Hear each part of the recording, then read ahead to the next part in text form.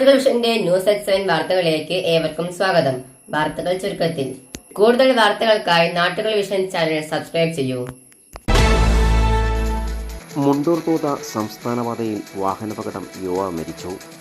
ശ്രീകൃഷ്ണപുരം കാഞ്ഞിരമ്പാറ വലിയപീടികയിൽ ജമാലിൻ്റെ മകൻ അജ്മലാണ് മരിച്ചത്. 26 വയസ്സായിരുന്നു. സ്കൂട്ടറിൽ ചെറുപ്പുളശ്ശേരിയിൽ നിന്നും വീട്ടിലേക്ക് വരുമ്പോൾ രാത്രി 12 മണിയോട് കൂടിയാണ് അപകടമുണ്ടായത്. മാങ്ങോട് കാക്കാത്തോണിന് സമീപം വെച്ചാണ് അപകടം നടന്നത്. സ്കൂട്ടറിൽ വരുമ്പോൾ റോഡിൽ നിന്ന് തെന്നി വീഴുകയും പുറകെ വന്ന പിക്കപ്പ് വാൻ കയറുകയും ചെയ്തു എന്നാണ് പ്രാഥമിക നിഗമനം. ഉടൻ തന്നെ മാങ്ങോട് മെഡിക്കൽ കോളേജ് എത്തിച്ചെങ്കിലും രാത്രിയോടെ മരിച്ചു.